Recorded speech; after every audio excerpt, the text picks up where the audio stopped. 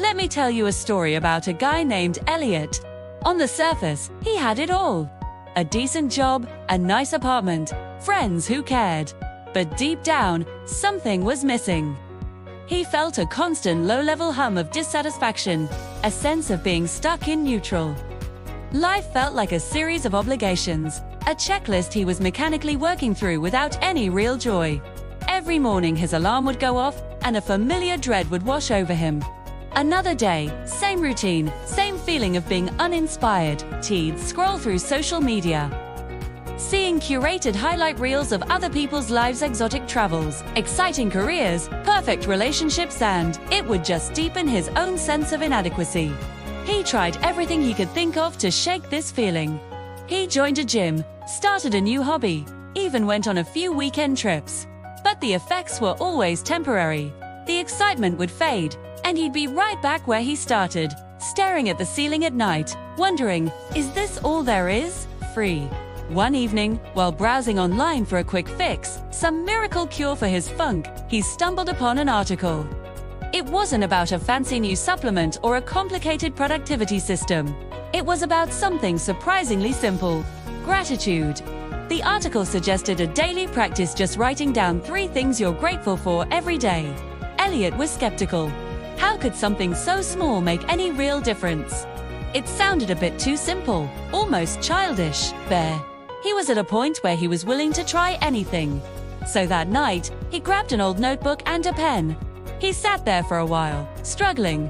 What was he grateful for? The silence in his apartment felt deafening. Finally, he managed to scroll down 3 things: a warm cup of tea, the funny video a friend sent me, and my bed is comfortable. It felt silly, almost forced, but he'd committed to trying, so he closed the notebook and went to sleep. The next day was pretty much the same as any other. But that night, he opened the notebook again. This time, it was a little easier. He wrote, "Sun was shining during my walk to work. A stranger held the door for me, and I enjoyed my lunch today." He did this the next day, and the day after that. Slowly, almost imperceptibly, something began to shift. He started his days not just looking for things to be grateful for in the evening, but actually noticing them in the moment. A beautifully brewed coffee didn't just taste good, it became a small, warm moment of pleasure. A friendly chat with a coworker wasn't just a distraction, it was a genuine connection. The practice was like tuning a radio. At first, all he heard was static, but day by day, he was dialing into a clearer frequency, one that was playing a much more positive tune. The world around him hadn't changed, but his perception of it was starting to. As weeks turned into a month, a deeper change began to take root, too. Elliot realized that his constant focus on what he lacked had been blinding him to the abundance that was already in his life. He had been living in a state of perpetual want, always chasing the next thing he thought would make him happy: a promotion, a new gadget, a different life. This gratitude practice was rewiring his brain. Instead of waking up with that familiar sense of dread, he started waking up with a quiet curiosity. What small joys would today bring? What good things would he notice? This shift wasn't a sudden, dramatic explosion of happiness. It was more like a slow, steady sunrise, gradually illuminating a landscape he hadn't been able to see before.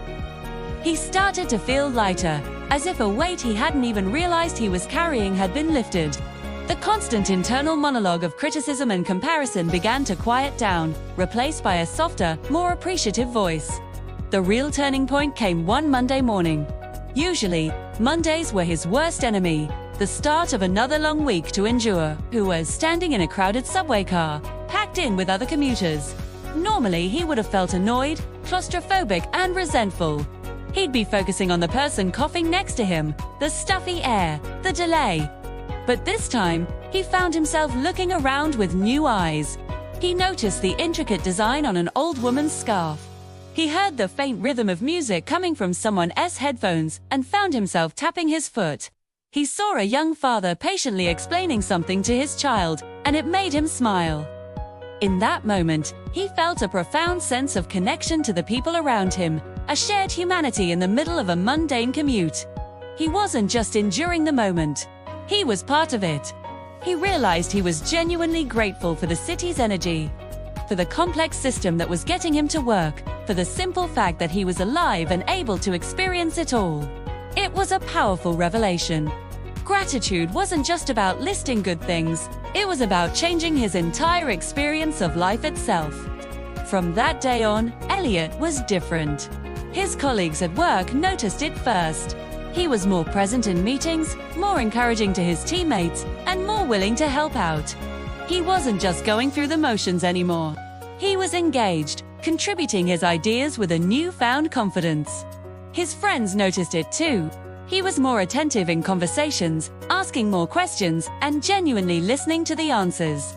He was the one suggesting get-togethers, radiating a positive energy that was contagious. 2.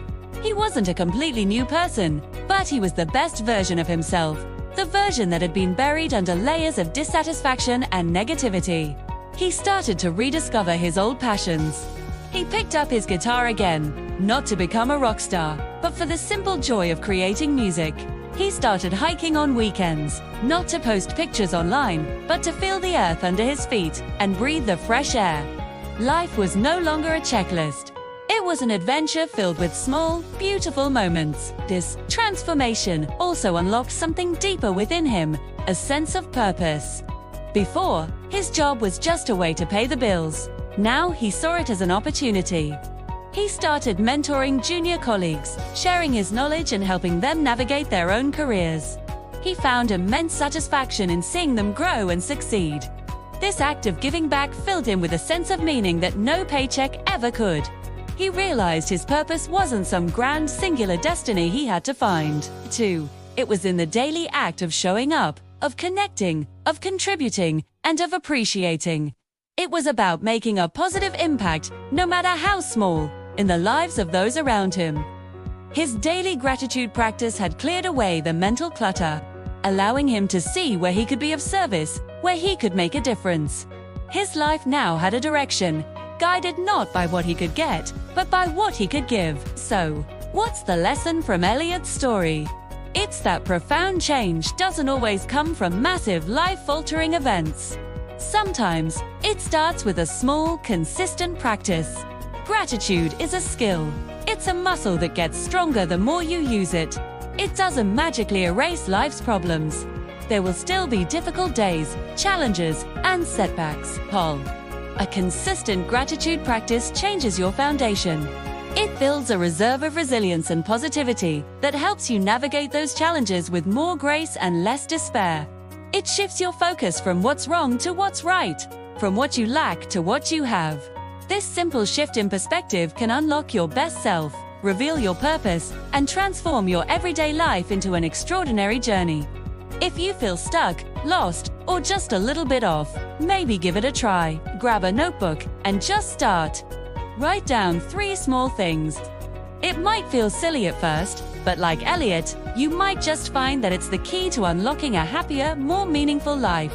Thanks so much for watching. If this story resonated with you, consider subscribing for more content on personal growth and finding joy in the everyday. See you next time.